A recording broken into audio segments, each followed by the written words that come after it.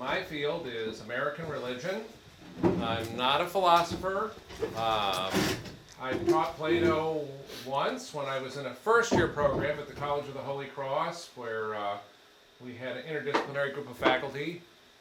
But I'm interested in region and place in American life, and always tried to gear what I do to where I'm doing it. So when I taught at Holy Cross, I became an enthusiast of the city of Seven Hills, not Rome, but Worcester.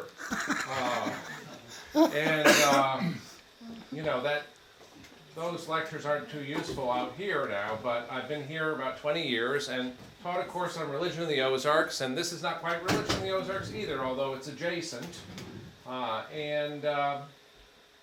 Yeah, I think it's important for people going to Missouri State to have a sense of where they are, that they're, you know, not really disconnected from the rest of the greater conversations that are going on around the country and around the world. And so this is part of that.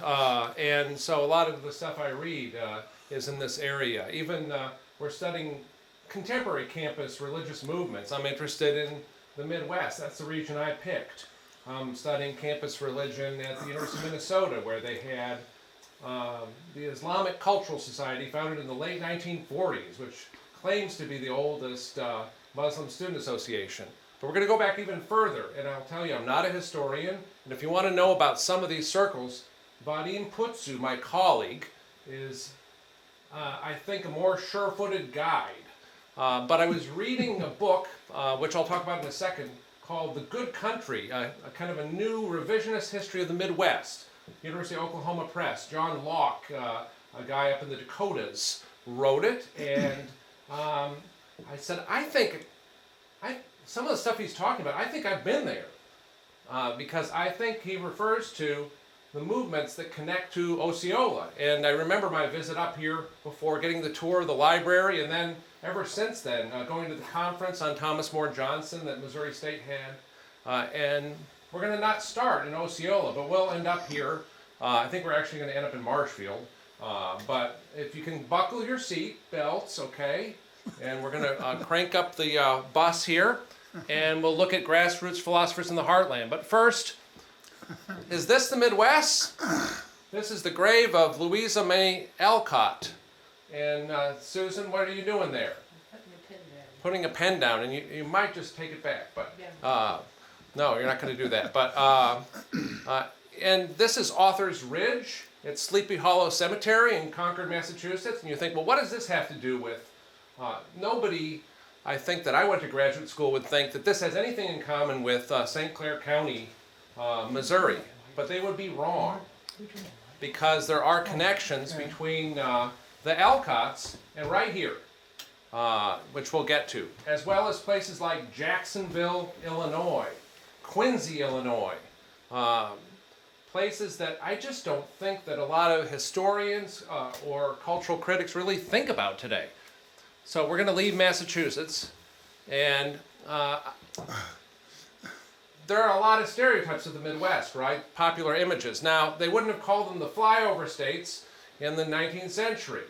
Maybe the Great American Desert. I'm married to a Kansan, so you know, take that personally. But there are a lot of negative images of the Midwest. But this is the book I was talking about, and you can see enough of the cover there. It's kind of correcting those stereotypes. And I don't agree with everything that Lauck says. He's a little bit of a booster. It's like, did the Chamber of Commerce hire you or something like that? But he says there's been a lot of derision, and the Midwest has sort of been neglected. And there's a small group of academics who are trying to remedy that. In fact, there's a new Midwest Studies Journal and Association. Mara Cohen-Ioannidis at Missouri State's written about Jewish history in the Midwest for some of these outlets. And once the cobwebs are cleared off old journals, he says, a remarkable world comes to light. And instead of the cliches about the backwardness of the Midwest, he sees a land of democratic vigor, cultural strength, racial and gender progress, and civic energy. Now, I don't think you see that uniformly across the Midwest, But what we're going to talk about tonight is more the cultural and intellectual life in very, modest-sized communities that, I was unaware of. Places where I've stopped at a Culver's for a sandwich, but didn't realize that they were talking about Plato there once upon a time, which they were. And so he writes about this. He says school boards and churches and schools, that probably wouldn't surprise people in terms of their images of the Midwest, or fraternal organizations, the Lodge, things like that. But Jacksonville, Illinois, which is where I stopped for my fast food meal, I wish I would have visited the cemetery, because I think I would have found some people that I was going to read about later, thought of as the Athens of, not the Midwest, I guess, but the Middle West, for its culture and its colleges. And they had a ladies' education society, something called the Club, the Literary Union, the Jacksonville Cirrhosis, debating societies, and people interested in philosophy. So that's where Jacksonville, Illinois is. I don't know if that's something you can pull up quickly in your head. Who's been to Jacksonville? I have. You have, okay. All right. Illinois College? Is that what's there? Yeah, I mean, on the way to Chicago in a lot of ways, right? Yeah. That's right. A little bit to the east of 55, though, I think, or west. Yeah. These are the clubs they had in Jacksonville, according to John Lauck. Horticulture, a microscopical society, an art association, literary, a household science club, American Academe, which I think is connected to some of the movements that we're talking about, and the Plato Club. And at the center there, Hiram K. Jones, who is seated left of center at the table there, where, and you can see people with their books out. This is a book culture. It's serious work. And we know that at its peak, according to another source, the Plato Club had 400 members. Many of them were all over the country and even overseas, but they would have 200 people at an event in a town that even now there's about 20,000 people. Some upper class wives and other women formed a reading club, and they just wanted something to do, and they wanted something uplifting. And they thought, well, maybe we'll look at the Bible. But Hiram Jones was a Plato enthusiast, and so Hiram was always ready to talk about Plato. They all agreed to meet every Saturday evening, and that was the beginning in 1866. And this is not my original research. Several authors which, have called attention to this, although I'm glad that Lauck and others are trying to weave it into bigger histories in the Midwest. That was just 1 year after the Civil War. Was people's interest in these sort of things kind of arise anew after the Civil War? I would imagine, yeah. I mean, railroads pick up and things like that, and probably too soon to complete a lot of track in just a year.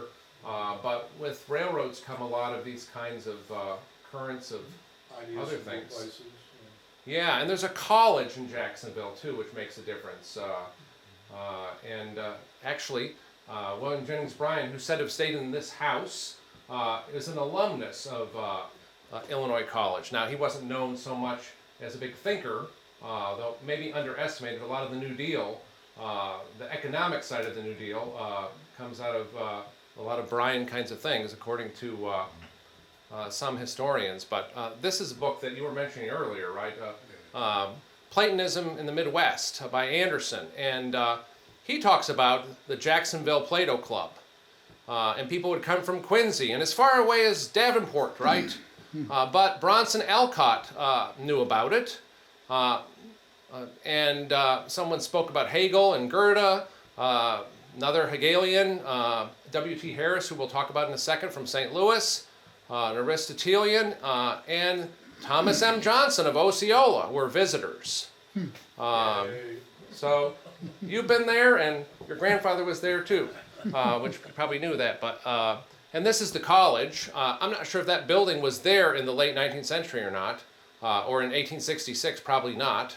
But that's the campus. And they said there were some Yale people, Yale men, because Yale was not coeducational at that time, that were kind of the seeds of the faculty there. So there are some connections. And Hiram K. Jones was known as Jacksonville's Platonist. And this is a very short obituary that ran in many, many papers. I don't know where the Montrose recorder is, but he died in 1903. And it says he was a friend of Emerson and Bronson Alcott, and both of them had visited him. So that Author's Ridge up in Massachusetts, where Susan was, and her photographer, those folks came to Jacksonville. This is another story from the Chicago Tribune in 1878. Dr. Jones, the philosopher of Jacksonville, Illinois. He is acknowledged to be the most accomplished Platonist of America. Well, we know someone who might give him a run for his money. They were friends. His recent visit to Concord, Massachusetts, and his conversations there. So you were mentioning he went back east to go to Concord to hang out with Bronson Alcott. And so a lot of about that, too. In fact, the New Englanders looked down on the people from Jacksonville. Not so much Jones, but some of the people that came with him. But Louisa May Alcott was on their side, whose grave we saw. And she said, people laugh, but will enjoy something new in this dull old town. And this is, I think, from Anderson here. And the fresh Westerners will show them that all the culture of the world is not in Concord. I had a private laugh when Mrs. Blank, oh, come on, just fill in the names, asked one of the newcomers with her superior air if she had ever looked into Plato. And the modest lady from Jacksonville answered with a twinkle at me, we've been reading Plato and Greek for the past 6 years. And that shut up Mrs. What's-her-name after that. So now I want to read Little Women. So the Midwest Comes of Age is, I guess, the bold statement of Anderson, which I'm not sure everybody heard that, but Bronson Alcott thought so.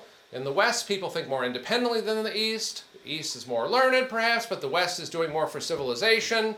I'm not sure that's, I don't think there are necessary claims to superiority, but the fact that Alcott thought so was interesting. And he loved spending his 73rd birthday in Dubuque. Now, I don't know if people in Concord, Massachusetts today say, I'm going to Dubuque for my 73rd. But we have an Iowan right here. How far is your hometown from Dubuque? Oh, I don't know, 200 miles. but Okay, west of that's there, huh? Well, it's just hard to visualize. Yeah. Bronson Alcott. They've not been there in the wintertime. Yeah. Well, that's what people say about my hometown, the Twin Cities. But the St. Louis newspaper said, it's inspired by Mr. Alcott's series of conversations. St. Louis, they weren't into Plato as much. St. Louis had more of a Hegel emphasis. Jacksonville, its Plato Club. Dubuque, its Round Table Club. Quincy, Illinois. Lawrence, Kansas. And Berlin, Wisconsin, not Germany. Their Friends in Council, which was a name for clubs. They're all over the place. This is the St. Louis paper, but it's talking about Little Quincy, Illinois, which there's a lot of historic homes in good shape in Quincy. I meant to go last time, but it's sort of running late on my way from Chicago back to Springfield. But in November 1866, so again, it's the same time after the Civil War, right? 12 ladies met in a private parlor for weekly readings, and they chose Lecky's History of Rationalism in Europe. Remaining 10 weeks were given to Mrs. Child's Progress of Religious Ideas, encouraged by the intellectual gain and pleasure derived from these meetings. They came together again in 1867 and discussed the dialogues of Plato, finding that others wished to join the circle and that the interest manifested by all was of a sincere and enduring character. It was decided in 1869 to effect a permanent organization. And they had a constitution. Constitutions were big. I'm not sure if these were Robert's Rules of Order people, but I would guess so, if that existed then. The pleasant suite of rooms which the society now occupies were then first secured and tastefully furnished. So they even had their own digs. This is the Kansas City Star, the Emerson Plato Club. And I don't know much about what they were up to. That's 1908, which is sort of past the peak of a lot of these groups, according to Anderson. This is the Adams County Free Press, and it talks about this is not really a great source, but they're reading Will Durant, History of Philosophy. I guess it's better than nothing. And I don't even know if this is a philosophy club, but this is Chicago, a publication called The Inner Ocean. And Mrs. W.W. Shaw, Ashland Boulevard, were hosting the members of the Plato Club. They had a pink candelabra and then a luncheon followed by cards. Six-handed euchre was played. So not sure if all of these clubs were philosophical. This is Harris's journal. And these journals don't last so many years, but I think they have an impact on the region. And the St. Louis philosophical movement, there he is. This is the Globe Democrat, and they're honoring him. He started out as sort of an expert on shorthand and became the head of the public schools in St. Louis. I just, can't imagine a school superintendent in a city these days being a Hegel expert. And then ended up becoming Commissioner of Education for the United States. So people at Columbia University, Teachers College knew about W.T. Harris. And known for his journal of speculative philosophy, the first attempt of its kind in America, 22 volumes, ceased in 1893, and it attracted the attention, so the St. Louis local boosters say, of great European thinkers, and the St. Louis movement in philosophy, and later they went to Concord, and so he went to Concord also, and hung out with Alcott, and talked about Emerson. So, okay, Osceola, which, why do you need a map? You're here. You wouldn't have made it. But this is not about philosophy, but Vadim Putsu showed this at the Centennial Conference, but the governor of Missouri honoring somebody because of their work as a writer. I don't know if that would happen as much today. A philosopher, grassroots philosopher. And the headline is a philosopher. And Platonic philosophy and the private library, which is right here. But also other connections to Platonism, Neoplatonism, the journal, and Neoplatonic themed articles. And you can see this is from a little philosophy journal, but it talks about Johnson's connections to Hiram K. Jones's Plato Club of Jacksonville, Illinois. So there's an informal network, okay? So there's a kind of regional set of nodes for this. And again, he maintained a correspondence with Alcott. In fact, I was reading a book called Restless Souls, which is kind of a history of sort of the spiritual but not religious strain in American religious life by Lee Schmidt, who was at Princeton and Harvard, and now he's at WashU St. Louis. But he talks about Alcott, and in there, I think maybe in a footnote, it talks about Alcott's correspondence with somebody in Osceola, Missouri. It doesn't name who it is, but I knew who it was. And indeed, that is true. And of course, the journal, which if you've been here, you know about that. And, with some readers on the other side of the world.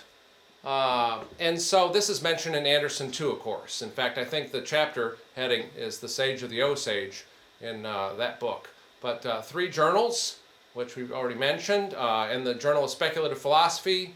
And, Anderson says there's one outstanding thinker, Dr. Jones, and one exceptional scholar, Thomas M. Johnson. And in these two, the movement had men who compared favorably with the St. Louis movement.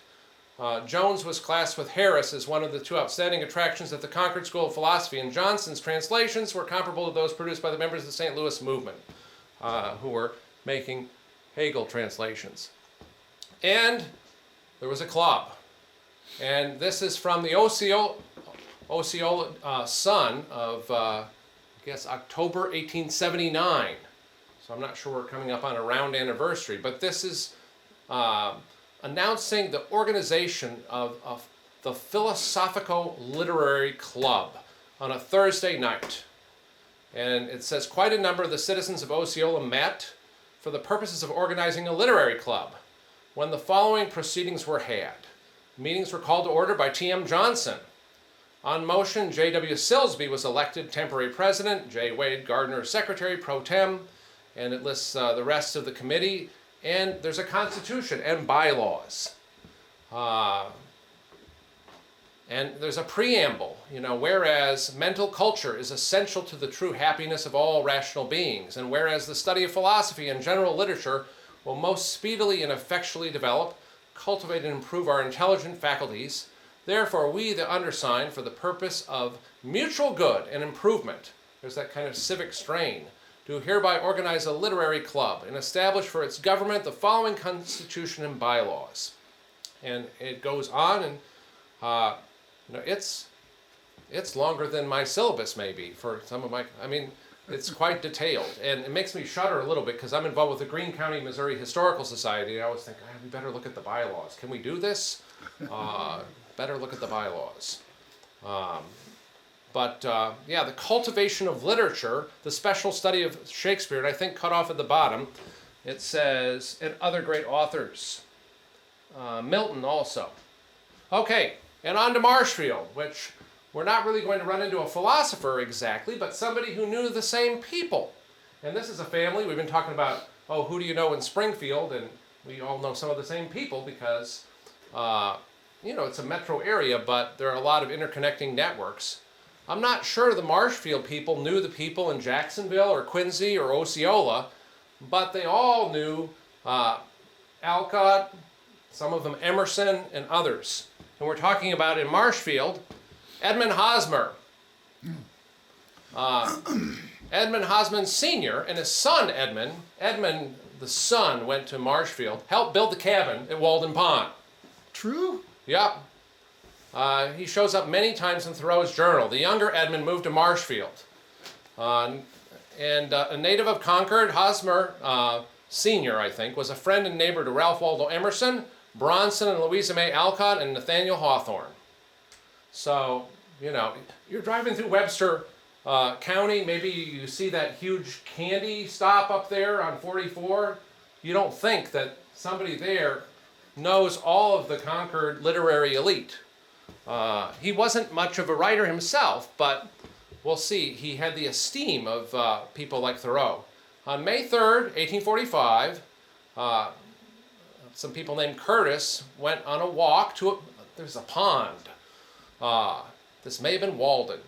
It was about the same time in early May that the raising of Thoreau's house frame took place, with his closest friends assisting: Emerson, Channing, Alcott, Edmund Hosmer, and his sons John, Edmund, and Andrew, and the Curtises. George Curtis said Thoreau lives in the berry pasture upon a bank over Walden Pond, and in a little house of his own building. One pleasant summer afternoon, a small party of us helped him raise it. A bit of life as Arcadian as any at Brook Farm. Now, people talk about the Arcadian Ozarks, but I don't think they're thinking about, that's because they have Arcadian friends back home. We should have actually looked for the Hosmer marker in the cemetery, but the kids were like, there's flies getting in the car. They wouldn't get out of the car. Why are you going to another cemetery, Dad? They didn't want to even see ancestors on that. Henry David Thoreau on Edmund Hosmer from Thoreau's journal, and this is Edmund Hosmer, the elder, not the one who moved to Marshfield, but his father. November 21st, 1851. Better men than they hired to come here never lecture. Why don't they ask Edmund Hosmer or George Minot? I would rather hear them decline than most of these hirelings lecture. So why not have Farmer Hosmer? Did Farmer Hosmer even end up in the children's book? Yeah. There's a series on Thoreau, based on Thoreau, called Henry Walks to Fitchburg and Henry Builds a Cabin. It's for kids. It's a bear, so I guess it fit in around here. Missouri bear, but yeah, there's a Farmer Hosmer on the map, and I think you gave it to the Hosmers we know. So, Edmund Hosmer, I don't think he went by Junior, but the son who lived in Marshfield, and his son, John Elston Hosmer, went back to Massachusetts for Emerson's funeral. And I do not know who's who in the picture there, but they were there, all the way from Marshfield, Missouri. And they're buried in the Marshfield Cemetery out in Webster County. Edmund Hosmer, born 1827, so he would have pretty good memories of Thoreau. If the cabin was 1843, he would have been a teenager then. Maybe he would have been like, do we have to build this cabin? I don't know. If 16-year-olds in 1830 or 1840s were like they are today. John Elston Hosmer, who there are probably people in living memory who have him in memory. You know, he just passed in 1949, so I'm sure there's some Hosmers who could tell you about him. And you all know the Hosmers who are in our civic life now, which arguably are carrying on their New England, town meeting tradition, perhaps. I'm not sure. But Andy Hosmer, who can't say much because he's a judge, has to be more diplomatic, and Craig Hosmer on our city council in Springfield. Same family. And I don't know this Hosmer, but I found this on the internet. Some Hosmers made a visit because there was Hosmer Cottage, and it was a place of happy memories for the Alcotts, because Bronson Alcott had kind of trouble paying the bills sometimes, and the Alcotts stayed there. Louisa ran free through the cottage rooms. The Alcott sisters befriended the Hosmer children next door, and Marmee was known to move about the house singing. They even welcomed May Alcott to the family on July 26. Years later, after their fruit blends experiment, the Alcotts took refuge in another Hosmer home. Edmund Hosmer housed the Alcotts on his farm on Sandy Pond Road. Mrs. Hosmer gave up 3 rooms for their Alcott guests, and these 2 families lived and learned together for a time. And so Edmund Hosmer's great-great-great-grandson is in the photo. And so this is, I think, actually from Louisa May Alcott site out there. Thomas Robert Hosmer and Cindy Hosmer. I don't know if anybody knows them. Yes. Okay. All right. So, and how are they related to Andy and Craig? You know, I don't know. Hosmer is Andy and Craig's brother. Okay. All right. Yeah. Younger brother, maybe? Yeah. I mean, they're like 15 or siblings or whatever. Yeah, a lot of Hosmers. Yeah, and so they decided to take a trip there. So, the connections, which I don't think that really registers with a lot of people. So, the old question in theology is, what has Jerusalem to do with Athens? But what does Athens have to do with Jacksonville, St. Louis, Quincy, Osceola, Marshfield? Apparently quite a bit during a particular period of time. I'm not sure we would see that today if we went to Marshfield or Quincy or Jacksonville. There's still a college, but those little liberal arts colleges are hanging on for dear life. You know, it's hard to teach in the humanities these days. And they're having to find, I don't know how Illinois College is doing, but I do know that this is a history that, when we work in a department in a university, a lot of our teaching is outside of our historical period, and this is outside of my period. But I think it's important for... Was this a railroad route in the late 1870s? Yeah, it was the... Yeah. Google Maps. It could be, right? It'd be the Philosophy Express. Came through Springfield in 1872. Yeah, no, I just drew that crazy... I just did an itinerary on Google There might Maps. be some kind of railroad connection there.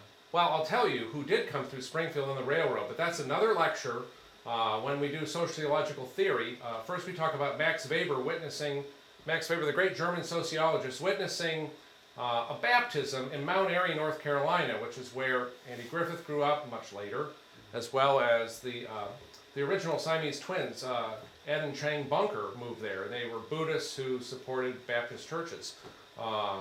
Max Weber visited there, but then he went to the World's Fair in St. Louis, and he took the train to Indian Territory. Now, how else are you going to get there except going through Springfield, Missouri? So Wow. we don't know if Max Weber got off the train or not. He made it to Muskogee before Merle, Haggard. Maybe he stopped at the Harvey house. And He could have, yeah, I don't know. 1904, I think we're talking about. So, but this is our Midwest too. So that's what I have for you. But when Tom asked, well, is there something you could talk about? I could talk about my own research on student religious movements or things like that. But I thought this is just kind of a special place on the Missouri and Midwestern geography right here. You can picture Bronson Alcott sitting back in Massachusetts opening a letter that was written in this house. On the Platonist Club, other than translating Plato from the original Greek to English, did they do anything else with that idea? Yeah, I mean, a lot of it was this grassroots discussion, but there were the journals, which were sort of short-lived, and, you know, I'm not a specialist, and so I'm not sure, you know, how much impact they had. But they debated on his philosophies. Like Plato was he was kind of like an idealist. I mean, he had lots of ideas, not necessarily practical, but very, idealistic. And a lot of them were Neoplatonist enthusiasts, right? And that kind of went out of fashion, so that may have hurt some of these movements. But, I mean, you just think about, okay, I'm thinking more about what's the wider impact on those communities. I think that you had probably a generation of people growing up that took some of these things seriously. If their mothers or grandmothers or aunts were involved in this kind of, I mean, my goodness, I mean, reading Plato and Greek in Jacksonville, Illinois. Yeah, that's pretty wild. I mean, I don't know if that was the star of the group. Maybe most of them, I don't know. That's probably what his grandfather did. He probably did a lot of translation from Greek to English. Yeah, I mean, you get that sense that translation was a big part of his life. He did some translation. I'm not sure that was one of his major interests, actually. So just part of, and just book culture was, I mean, I did find a lot of articles about him in the St. Clair County press, you know, about people just talking about favorite time of day was going to the post office for another book. He, the family tradition is he collected most of his books from the railroad station. Oh. So, okay, now that connects to what we were talking about earlier. Railroads playing a big role in really connecting this. The railroad came through here until, what, the 70s?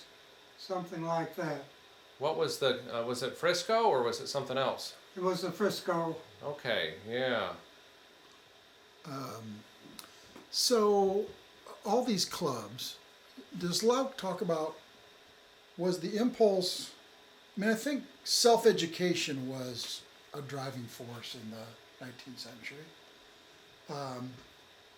But also, did they get, does Lauck talk about, did they have a strong sense that they were almost like advancing civilization? You know?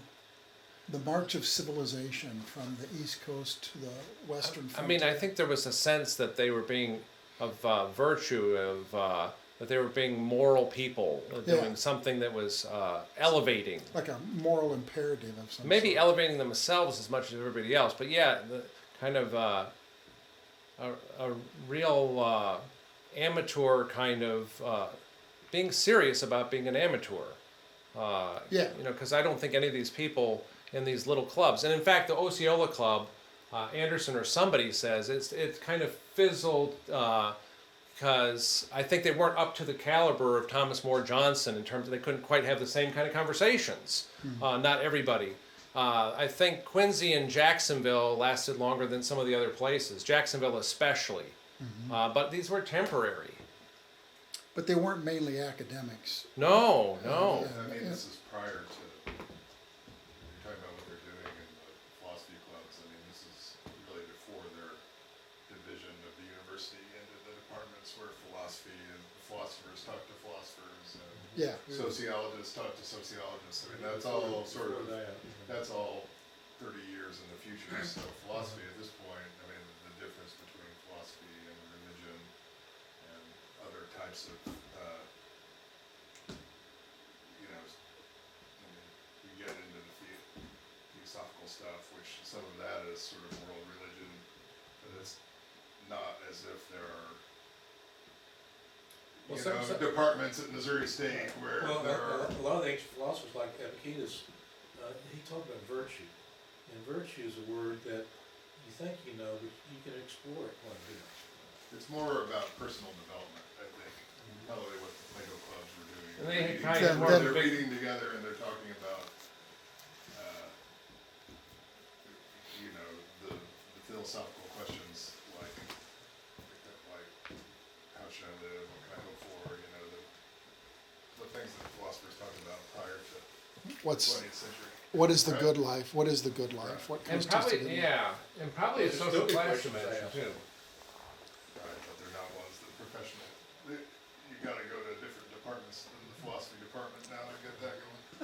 Yeah, modern disciplinary associations hadn't emerged. Sociology gets going at the beginning of the 20th century, which now we're the American Sociological Association, but back in those days we were the old ASS. I kid you not, American Sociological Society, which I'm not sure. They didn't really think about that. We're renaming departments in Missouri State because we're having realignment and mergers, but we're not going to do that. There's going to be a lottery for who gets to be the asses. Yeah, exactly. But in the Anderson book, I mean, he has an explanation for why they fade out, you know, at the turn of the century. Just It's more basically specialization. because of the rise of the university, Okay. and it becomes a bigger deal. Yeah, What so your that- credentials are to To talk about. talk about. The same with history, right? I mean, you didn't have to be a professional academic historian to write history in the 19th century. Century. At some point, you know, the German model of the university comes over and everything has its own Good point. place. So, right? so the notion that a lot of expertise is centered in colleges and universities is really a 20th century Right. development. I mean, And that's what one reason I love this place is it's a glimpse into a time when I'll call them amateurs could have a real impact on the advance of knowledge. Yeah, I mean, this isn't Plato, but, you know, over in India, somebody saw the Platonists. I mean, I guess it is Plato, you know? I mean, somebody in India picks up a copy of something that, Ah, I mean, you can have an impact, you can also have a fairly broad view of, I mean, the other thing is, so what Darwin's like in the 1867, 1870 or whatever, so when you think about what's science for Yeah. most of these people, Uh, a lot of it, I mean, the distinction between the hard sciences as we think of them, like physics, biology, Chemistry. I mean, Yeah. if you look at the philosopher, I mean, philosophers are writing about that, what's that comes from Aristotle. the family tradition is that my grandfather did attempt a time or two to get a university position, and he was not successful. But apparently that was one of his objectives at one time. yeah, I mean, as the modern disciplines emerge, there's sort of gatekeeping and drawing of boundaries and turf, and, you know, I suppose they're probably extra antsy about that as they're getting off the ground, too, and so it may have been difficult for, I mean, Harris and Jackson, or not Harris, Jones in Jacksonville was, I think, a medical doctor. You have an attorney here, although I love one of the accounts where they said, somebody said, will you take this case? And he said, oh, I'm too busy reading, you know, like somebody else should take your case. And so there was a serious commitment, but yeah, with professionalization, with departmentalization, the rise of disciplinary specializations, some gains, but you know, some losses too, I guess. And also I kind of wonder, you know, when you had smaller communities that had a substantial critical mass of, I don't know, like people with the means to travel and purchase books and so forth, and with some of the decline of population, not everywhere in the smaller town Midwest, because there's actually some stuff on, I don't know, my mentor, Robert Wethnow, looks at the Heartland in a book, and he said the county seats, if you look at the data across the country, are doing a little better than some of the other communities, but it's you know, it's different, I guess. You know, maybe another thing is the rise of leisure time options, like with the rise of radio in the early 20s, phonograph records, then television in the late 40s. I mean, just sort of the opportunity. Now we have so many diversionary options, it's ridiculous. That you know, back in the 19th century, there weren't a whole lot of opportunities to, you know, a lot of different fraternal organizations and churches, of course, but The Yeah. other thing is, it's prior to time is money, right? If you think of Taylorism and Henry Ford Right, and all right. that, right? I mean, the Right. idea that every hour that you spend doing something is an hour that you're taking away from productive, like. I doubt that your grandfather thought in terms of Right, billable I mean, hours, you know? it's, you know, it changes, right? Did you find any connection or relationship between what was happening in these various communities in the later part of the 1800s and the Chautauqua movement? Oh, well, I'm glad you brought that up, because when you were talking about sort of amateurs, and also, sometimes amateurs who didn't know what they were talking about, and sometimes amateurs who did. I think Chautauqua had both, probably. It was kind of lampooned and, made fun of too, because I think sometimes it wasn't always great, but it could be great. Chautauqua, New York still has something, it's very, very, very different. But George Vincent, who I think his father was one of the movers and shakers who started the Chautauqua movement up in New York, he ends up being one of the pioneers of early American sociology, and ends up being president of the University of Minnesota. And so, there's a hall named after him right on their main, campus kind of mall. And yeah, a lot of connections to religion too. Early discipline of biblical studies. So William Rainey Harper, who is a pioneer of the University of Chicago, Rockefeller is backing him.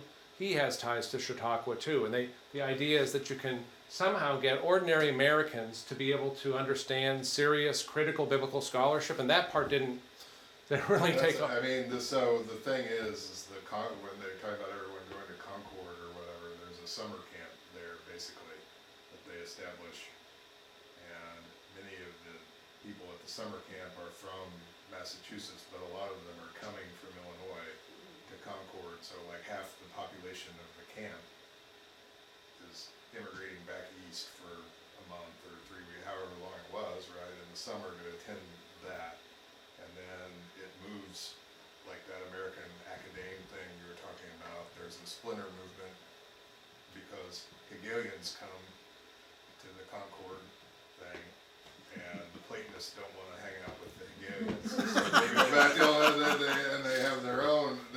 That's thing. just great, isn't it? It's like They two have their own gangs, thing, But Chautauqua, I believe, is founded by, but it has a different. They're Methodists. It has a different religious valence that doesn't go with the Transcendentalism or the Hegel. idea of you're going to have philosophy summer camp. Yeah. Comes from these guys, and then Chautauqua is later. I mean, they're very, I think it's early liberal Protestantism at Chautauqua too, and they don't want to have the sweaty kind of revivalism of frontier Methodism. They're kind of distancing themselves from that, but they're still a temperance outfit. They're still, a lot of things that would be acceptable in small town, Methodist churches that would never have, discussion of Emerson or Transcendentalism probably.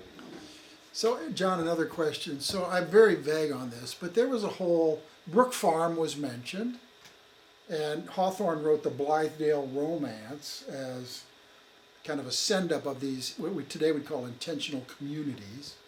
And you quoted the family that went and kind of lived with another family for a while, So, and I don't know how many people that were in the 1960s communal movement realized that their forebears in the 19th century pretty much tried the same thing, and they often fell apart. Usually it was because of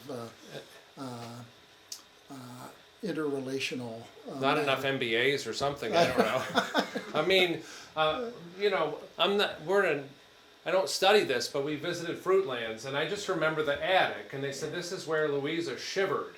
Yeah. Because they didn't have enough heat in the building where she was, and you could see sky through the. So Alcott was, visionary, but not always able to build institutions that would last necessarily, and so.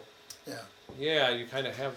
Okay, another question I have, is this one piece of a larger puzzle? Where there's something similar in Ohio or, Well, he tries to make Virginia. Connections. He's not as interested in this as he's interested in abolitionism, which I don't think, our part of Missouri, it doesn't, well, it's complicated, but it doesn't star in that. Yeah. Springfield and the Ozarks are deeply divided, Still. depending on counties and things like that. But, suffrage, things like that, he makes a pretty good case that women get the vote earlier in a lot of these places, and that the Northwest Ordinance, which I think is more, Ohio, Illinois, Right. Wisconsin. the old West, Right. that The old not the North- far West, the the old old Northwest, the the old old Northwest, Northwest, yeah. yeah. That some of the things that were written into that, I think that's why Northwestern University is called Northwestern University. yeah, Because it was part yeah, of the old Northwest. yeah, and another Methodist school, but the old Northwest, and so, yeah, I think he's got bigger fish to fry in terms of social movements and things like that. So I wonder did they have a sense of a movement, and clearly they're conversing, and visiting each other. But I wonder if they had a sense of we're all part of a bigger organism. When there's clear collaboration on journals and things like that, Yeah, right? but I don't think it's like a social movement for the transformation of. No, not No, like I mean, that. it's No, not no. like that. I mean, they definitely are all talking to each other. Yeah. And they're subscribing to each other's journals and going to the same. I mean, they're all kind of. We're not trying to install the philosopher kings. Well, I just don't think it's that kind of. No, yeah, it's I an mean, the idea of intellectual. like 60s social movements. I think it's prior. They weren't going to remake the world or. But I'm not sure if Lauck is influenced by conversations in political science and sociology about social capital. The kind of networks and voluntary associations people belong to. You go back to Tocqueville with that kind of impulse in American life. But I think he's also, in some ways, it matters what kind of organizations you're joining, but you might have better elections and you might have better town meetings if you have philosophy clubs, just like if you had choirs or if you had, Marching band. yeah. I mean, the social movement articulate. So the St. Louis, a bunch of Germans fled into St. Louis after 1848, like Right. field revolutions, Right. right? So that's where so that's a social movement, and that's basically why, who defends the armory in St. Louis at the Jefferson Barracks, right? It's all the German immigrants that are ferociously anti-slavery. Yes, some of them. Pro-union for basically philosophical Yeah. reasons, right? So Yeah. there is that in St. Louis. I don't get the sense that that's what's going on. Yeah, not the with Platonists. the Plato Club and the other. Yeah. Yeah, the group from 1848, even our not so successful Ozarks generals during the Civil War, Siegel and Zagonyi, who was Hungarian, they were all 1848ers, and some of them have been, lumped with a group that some author called Lincoln's Marxists. Some of the early, not a majority by any stretch of the imagination, but a faction in the early Republican Party. Are some of these, 1848 Germans in places like St. Louis. But there are a lot of them. Yeah. I mean, there are a lot of them. Yeah. It's a block of people, right? It's not just Yeah. a few, right? I mean, My family was entranced with the southern side, as you probably know. Thomas M. Johnson's father was elected to the United States Senate and then expelled because of his southern sympathies, and later served in the Senate of the Confederacy. And I think he also did something in the war. I'm not sure exactly what. So I think did he travel to Montgomery then, in Alabama, where the seat of the government was? I don't know. in the book, the one that we keep talking about that's not the Lauck, the Platonism book, they say that basically your grandfather was in Canada. Does that ring a Yeah, bell? Oh. the family went to Or Canada. whatever, Yeah, during the Civil after War. the Civil War, he and did comes stay in back. Canada for a while because it was not safe to come back here. But then his father was rehabilitated. I mean, he then got back into politics and everything, didn't he? I mean, He did get back into it politics. wasn't like he was out of it forever. I mean, he And was he still apparently played a major role in the adoption of a new Missouri Constitution. And Brian didn't come here just because of it's a random house, probably because of that political legacy, I would guess, right? William Jennings Bryan. Bryant, Yeah. William Jennings Bryan. Well, when he came Oh, here, it was because right. of that political. Oh, well, that was long after the Civil War. Oh, That- sure, That yeah. was late 19. But within memory, perhaps, of, I don't know, 1890s? Yeah, well, I think it was 1902. Okay, yeah. And, but of course, then they were interested in other things like the free foreign coinage of silver, Yeah. and Yeah, the yeah. ratio of 16 to Bimetallism 1. and things like that. Coin Harvey. Money. So back to these clubs, I guess you'd call them. So it sounds like, attorneys, physicians, in these towns. It sounds like pretty balanced men, women. And some of them all women. Yeah. Some of them are ladies' clubs. But do you think some of them were mixed? Gender it appears to be. Yeah. Yeah. And were there any I don't know, I mean, the group farmers or, were there any gentleman farmers that belonged to these clubs? Yeah, it's hard to tell from the press clippings. I think a lot of the press clippings are sort of, You really have to research, so who were these people? I just wonder how far down into the social strata they dipped. and what happens with the next generation? Are they such a small percentage of Americans go to college, even in the early 20th century, Yeah. even in the upper middle class. Yeah. So I'm kind of curious what role Notre Dame played in your grandfather's. I mean, I know there's passages about him discovering classical authors and so forth. Well, apparently that's where he got interested in Platonism. Yeah, At Notre Dame. At Notre Dame, yes. Good. because I think there's a very different history of American Catholicism and Catholic higher education, and I don't think they think the people writing those histories think about people like Thomas More Johnson, and these are more liberal Catholic scholars who would think, I think, if they knew about Johnson, would think it's very interesting, but they don't even, I don't think they think to look for that impact of Notre Dame, right? They're just thinking about how did Notre Dame build American Catholic life, and he was never a Catholic. No. On On the other hand, his older brother did become a Catholic, went to Notre Dame and converted there. Yeah, I think that is in one of the books. I'm not sure if it's in Anderson Yeah. or How did the family take that? I don't recall, but he did. The Catholic. There is now a Catholic church here in Osceola, and my understanding is that the real estate for that church was given by my great uncle. His name was Uncle Tell. Well, that's, yeah. So I guess there are two legacies of Notre Dame there.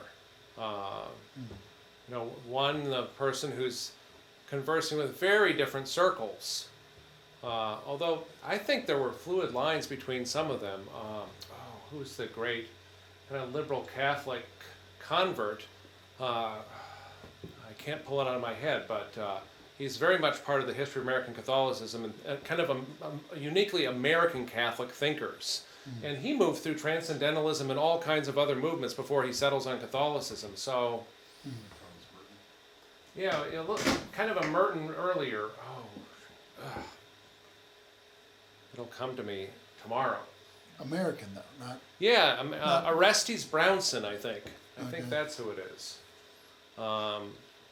Yeah, so so I will think of this. I will think of Osceola next time I'm up by the Basilica and the Grotto, not on football weekend, because it's kind of a mess around there. But now the aspirations of Notre Dame are, they have Center for Christian Philosophy, and there are evangelicals there. I grew up in the evangelical world, now more in the mainline Protestant world, but and Catholics, and a lot of it's because evangelicals don't have their own comprehensive PhD granting universities, and so it's just interesting to see a school like Notre Dame, though, as part of this story. From a sociological point of view, how would you describe all Well, I guess there are people that, in the sociology knowledge, that talk about networks. And I think if I was a specialist in this period, I'd want to know who corresponded with who, and who published with who, and who are their mentors, and who are their offspring. I don't know enough philosophy to understand all of it. Randall Collins, a sociologist, has a book called The Sociology of Philosophies, and he maps these master-pupil chains. Now, of course, these are amateurs. Some of them aren't going to have any pupils because they're just reading Plato with the ladies from Jacksonville, right? They're not going to have students, but I think there are ways that, and then, of course, he mentioned the split at Concord between the Hegelians and the Platonists, and so when are there splits in these kind of, and what animates that? And then I suppose you have to think about, if you have a movement, even if it's not a social movement, but if it's just an intellectual movement, you need resources. So who is backing these movements?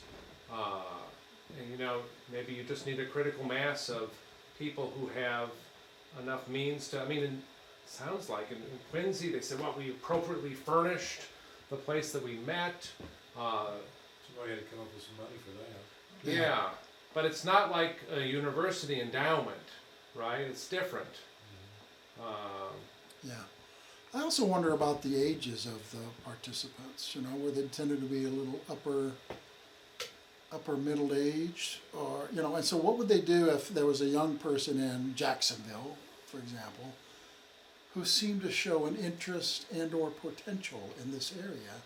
How would they, how would they have responded to, a youngin coming on? It's not an answer to your question exactly, but in Salem, Illinois, which I think is a town like this, there was a young high school graduate, and his commencement speaker was William Jennings Bryan, and he ended up teaching biology in Dayton, Tennessee, as a test case. He was teaching evolutionary biology, where he was later prosecuted by his high school commencement speaker, William Jennings Bryan.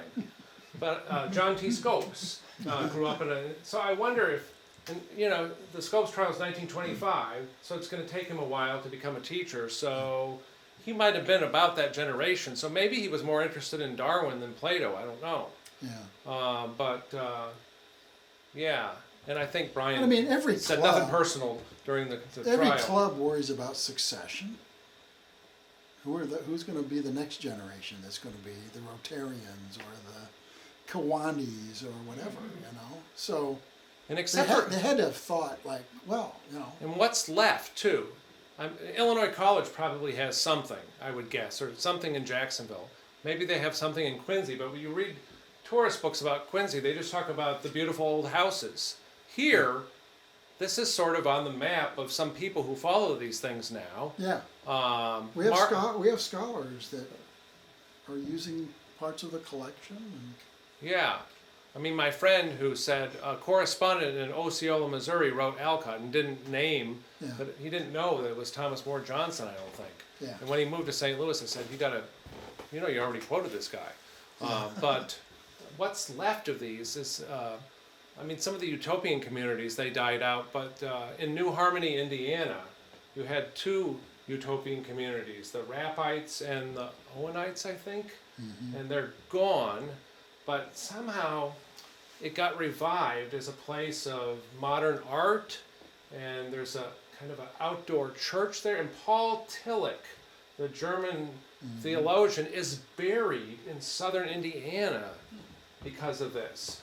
In fact, I think on the same trip I saw the William Jennings Bryan boyhood home and the grave of Paul Tillich, which you don't think are going to be within a couple hours of each other, but they are.